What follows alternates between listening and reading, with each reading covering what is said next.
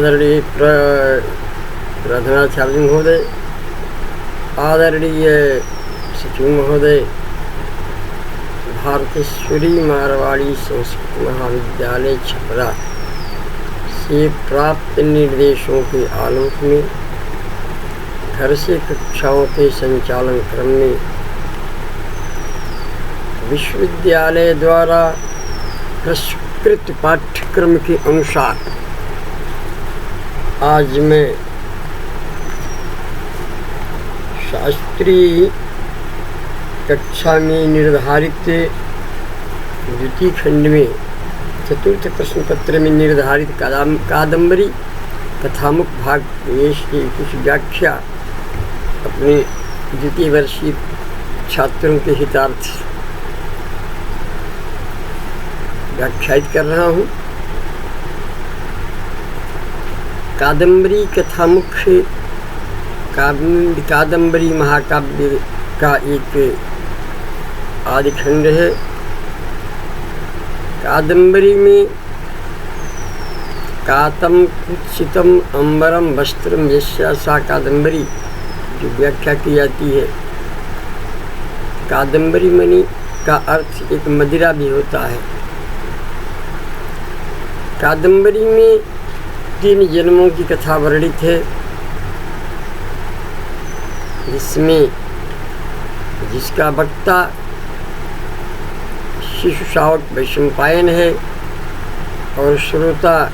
राजा शूद्रक है। इसमें महाश्वेता, पुंडरीक इत्यादि इन जन्मों की कथाएं वर्णित हैं। हिंदी साहित्य का एक निबंध उसने कहा था, चंद्रधर शर्मा गुलेरी की रचना है। समस्त उसे ग्रंथ को पढ़ जाने के बाद, उस कथाखंड को पढ़ जाने के बाद किसने कहा था, किससे कहा था, क्या कहा था, कब कहा था, किस परिवेश में कहा था, कुछ पता नहीं चलता। जबकि उसने कहा था इस कथा का सारांश है, हेडिंग है, मुख्य पंक्ति है। उसी प्रकार कादम्बरी में जब आदमी पढ़ते पढ़ते जाता है तो कौन वक्ता है, कौन श्रोता है, जिसे श्रीमद् रामचरितमानस का है। रामचरितमानस के 4 वक्ता, 4 श्रोता हैं, 4 सोपान हैं। काकभूषुंडी है और महाकवि तुलसीदास हैं, श्रोता हनुमान जी हैं, जागवल्क हैं, भगवान शंकर हैं, पार्वती हैं इत्यादि। इसके 4 वक्ता, 4 श्रोता हैं। उसी तरह कादम्बरी के 3, एक अकेला वक्ता और अकेला श्रोता, लेकिन 3 जन्मों की कथा इसमें वर्णित है। आज मैं इसके पूर्व घटका में जो बताया था कि वह शिशु शावक वैशंपायन अपनी कथा राजा शूद्रक से प्रारंभ कर बोल रहा है, कह रहा है। वो धीरे धीरे अपने वृत्तांत की तरफ आमुख है और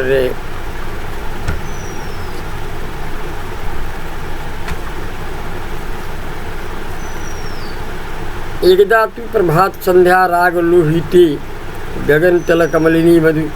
रक्त पक्ष संपुटे वृद्धहन शिव मंदाकिनी पुलिनाद पर जलनिधि तट मवरत चंद्रमसी से लेकर के इसका अन्वय होगा लास्ट में जाकर के कि मृगया कोलाहल ध्वनि उदचरत। मृगया कोलाहल ध्वनि उदचरत अर्थात मृगया के आखिरी की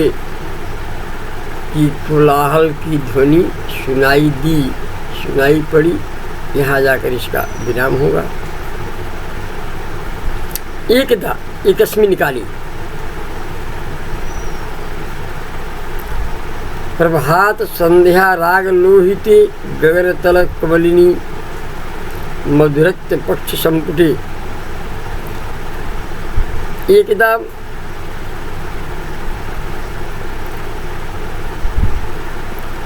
मंदाकिनी पुलिनाद पर जल निधि तट मवतरत चंद्रमसी परिणत रज परिणत रंकुरूपमा पांडूनि प्रजति विशाल मासा चक्रवाली गजरुधिर रक्त हरिशटा लोहित लोहिनी भी प्रतप्त लाक्षिक तंतु पाटला भी आयामिनी भी अशिशिर किरण दिधीति भी पद्मराग शलाका सम्मार्जनी भी इव समुत्सर्जमारी गगन कुटिम कुसुम प्रकरे तारागणे संध्यामुपासितम् उत्तराशामौलम्बिनी मानस सरसतीरमिवावतरति सप्तर्षि मंडले तटगत विघटित सुक्ति संपुट विप्रकीर्ण मरुण प्रकर प्रेरणा धोगति धोगलित मधुगल इव गुणमिव मुक्ता फलनिकर समुद्भवति धवलित पुलिन मुदन्वति पूर्वोत्तरे तुषार बिंदु वर्षिणी विबुध शिखी कुले विजिम्बमाल केसरणी करणी कदम्ब प्रबोध्यमान समद करिणी क्षपाजल जड़केशरम कुसुम निकर मुदयगिरि शिखर स्थितम सवितारम योदिश्य पल्लवांजलि समुत्सृजति कानने रास भस्वरोम धूसरासु देवता प्रसादानां तरुणां शिखरेषु परावत मालायमानासु धर्मपताकामिव समुन्निखन्तिषु तपोवनाग्निहोत्र धूमलेखासु इत्यादि।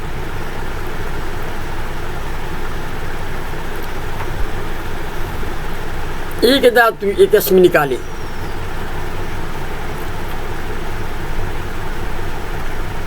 जाते प्रत्युष मृगया कोलाहल ध्वनि उदचरते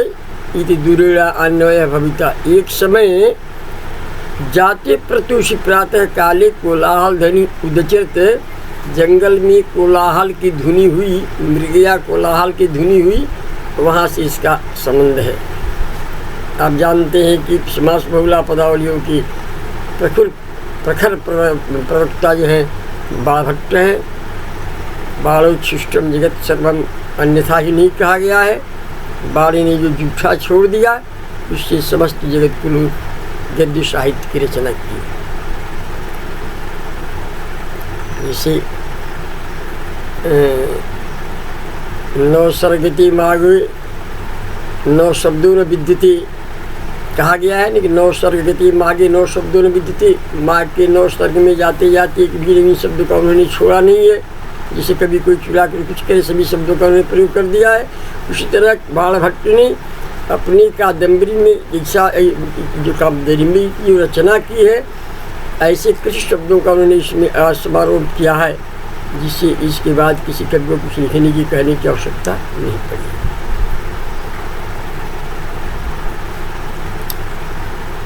तो प्रभातस्य प्रातः कालस्य या संध्या तस्या जो रागः अरुणिमा तेन लोहिते रक्तवर्णे गगने चंद्रवशी चेत उभयोरपीदं विशेष गुणमयोरपि तत्काले संभवात्। गगनतलम आकाशमंडलमेव कमलिनी पद्मिनी गगनतलम कमलिनीमेव तस्या मधुनारूढवर्णेन मकरंदेन प्रभया च रक्तं लोहितं पक्षसंपुटं पार्श्वद्वयं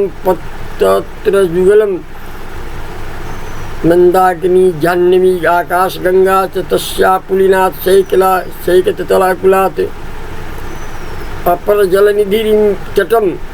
पश्चिम जलनिधि तीरम अन्य पक्षे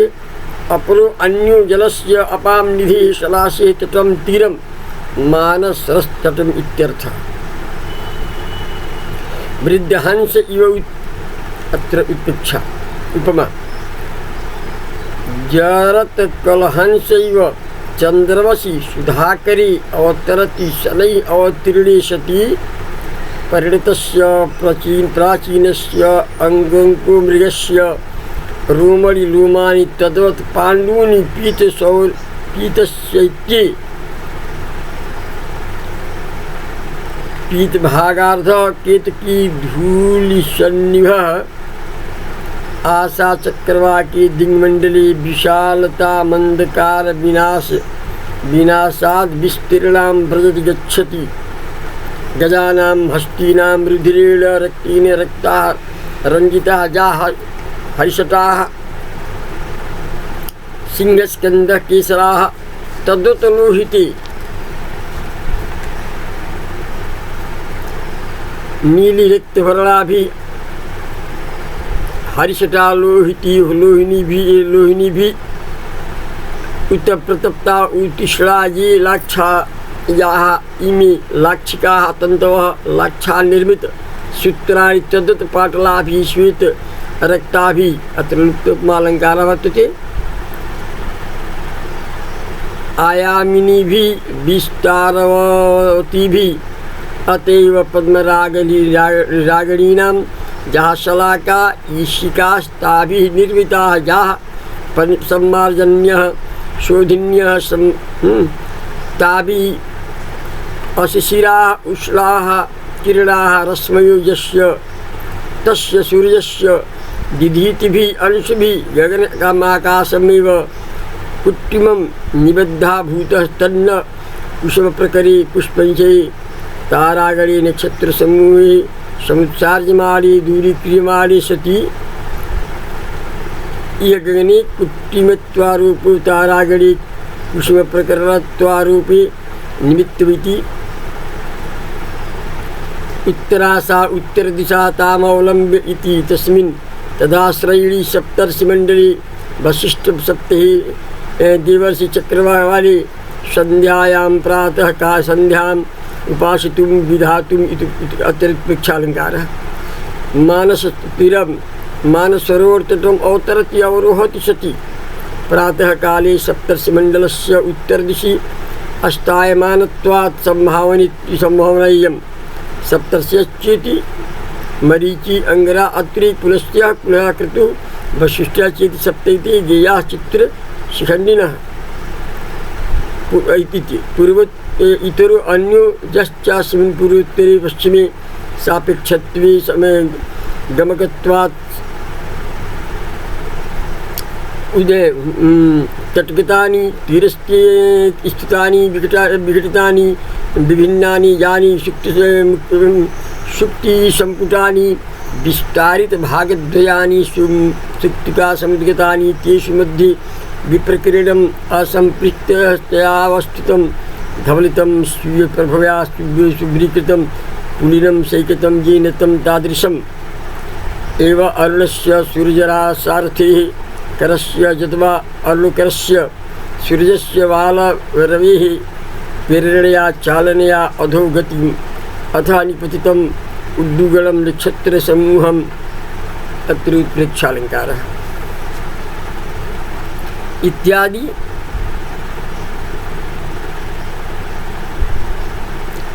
तथा च इतः परं तुषारबिन्दूनि रात्रिपतिता हिमकरान् वर्षति पत्राग्रभागोभ्यः पातयति अस्मिन् विविधानि जागरितानि शिखकुलानि मयूरपीडानि यत्र यस्मिन् कानने विजृम्भमाणा निद्राक्षयेन जृम्भाभिधायिनः केसरः सिंहा यत्र तस्मिन् कर्णिणां हस्तीनां कदम्बकं समूहस्तेन प्रबोधमाना स्वच्छन्दकिरणार्थं शुण्डाकर्षणेन जागरण क्रियमाणाः इवं समदाः मदजलस्रायुणः कर्णो हस्तः तत्र तस्मिन् एवं भूते कानने बने काननं गहनं बने इत्यर्थः उदयगिरि उदयाचलस्तस्य शिखरं श्रृंगं तत्र स्थितं प्रातः काले अवस्थितं सवितारं सूर्यमुद्दिश्य अभिलक्ष्य अत्र उत्प्रेक्षालङ्कारः छपायाः रात्रेः जलेन तुहिलसलिलेन जटानि स्थितानि पिण्डीभूतानि केसराणि किञ्जलकानि यस्य तं कुसुमनिकरं पुष्पसमूहं पल्लवानि किशलयान्नीवाञ्जलयति समुत्सरीसृजति प्रक्षिप्य समर्पयति सति अत्र कृत्प्रेक्षा रासभस्य गर्दभस्य लोमानि तद्वत् धूसरासु ईषत् पाण्डुरासु वनदेवतानां प्रसादाः उन्नतात् तद्वियचाल त्वात् अट्टालिका रूपा तरवः वीक्षा तेषां शिखरे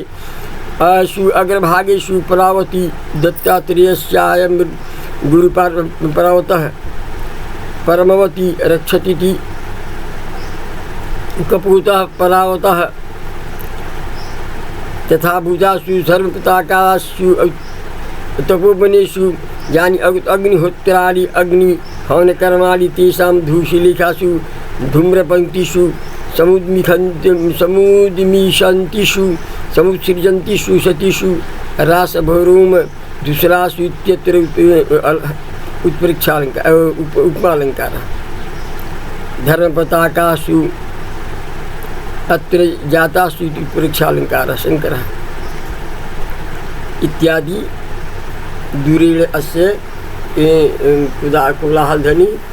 उदचरत एतस्मिन् समये कान्तारे विन्ध्याटवी मध्ये कोलाहलध्वनि उदचरत इति दूरेण भवितः। तत्र हिन्दीभाषायामपि जानन्तु भवन्तः। एक बार प्रभातकालीन संध्या की लाली से लाल आकाशमंडल रूपी कमलनी के मधु से रंगे दोनों पंखों वाले मंदाकिनी गंगा के तीर से मानसरोवर के तट पर उतरते बूढ़े हंस के समान प्रभातकालीन संध्या की लाली से लाल कमलिनी जैसे आकाशमंडल की कांति से रंजित दोनों पासों से युक्त चंद्रमा के आकाश गंगा के तीर से पश्चिमी समुद्र के तट पर अवतरित होते समय बूढ़े रंग कुमृग के रूम के समान पांडु दिग्मंडल की विशालता से प्राप्त होने पर हाथियों के रक्त के लाल हुई सिंह की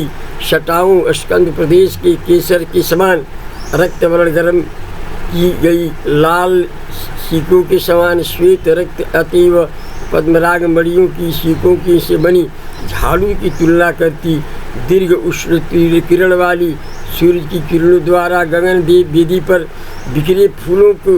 समान तारागढ़ के दूर कर दिए जाने पर मानसरोवर के तीर पर जैसे संध्या पूजा करने को उतरते सप्तर्षि मंडल की उत्तर दिशा में अवतरित होने पर यानी अपनी शुभ्रता से समुद्र तट को शुभ्र कर देने वाले सूर्य की किरणों से प्रेरित हो नीचे गिरे तारागढ़ के समता करते तीर पर दो भागों में विभक्त सीपियों में बिखरे मोतियों के ढेर को पश्चिमी समुद्र की ढाल करने पर ओस की बूंदें बरसाते जागे हुए मोरों के झुंड जिनभाई लेते सिंहों और हथनियों के समूह द्वारा जगाए जाते मदमाते हाथियों से युक्त उदयाचल के शिखर पर स्थित सूर्य का उद्देश्य करके जैसे किसलय रूपी अंजलियों से वन द्वारा रात में गीली ओस के से शीतल किंजल से युक्त फूलों के चढ़ाए जाने पर गधे के रूहों के समान धूमिल वन देवताओं के महलों जैसे वृक्षों पर कबूतरों के पात जैसे बनती धर्म ध्वजाओं के समान तपोवन में होते अग्निहोत्र के धूम रेखाओं के ऊपर उठने पर ओस की बूंदों से युक्त कमल वन को कपाते सूरत व्यापार से थकी भील रमणियों के पसीने की बूंदों को दूर करने वाले जंगली भैंसों की जुगाली करते समय निकले फेन की बूंदों से बहन करते हिलते पत्ते बेलियों के नृत्य शिक्षा देने में आसक्त खिले कमल फूल समूह के से मधुकरणों की धारा बनाते फूलों की सुगंध से भौरों की तृप्त करती रात्रि के अवसान के कारण शीतलता प्राप्त मंद मंद संचलन करती है। प्रभातकालीन पवन के बहने पर कमलवन की आग से जाग जाने पर मंगल पाठ करने वाले हाथियों के कपोतों से डिमडिम बाद कुसुमों से भीतर संकुचित होने पर पथपटों में अवरुद्ध पंखों वाले भौरों के झुनझुनाते ऊपर इस तरह से दीर्घ गुफाओं में सोने से जग उठे सिंहों की गर्जना से बरतिस वृक्षों के जैसे कपाता हुआ भगीरथ द्वारा आकाश से पृथ्वी पर उतारे गए गंगा के प्रवाह की कलकल के समान बनी डरी बन देवताओं द्वारा सुना जाता आखेट का कोलाहल शब्द उठ खड़ा हुआ। इस तरह आखेट का कोलाहल शब्द जंगल में उठ खड़ा हुआ, चारों तरफ से कोलाहल होने लगा। इतनी दूरी अन्वय इस तरह वैशंपायन अपनी जो है वह सुदृढ़ से कहता है कि मृगिया आखेट करने वाले झुंड का आखेट का शब्द सुनाई पड़ा। शेष आगे क्रम में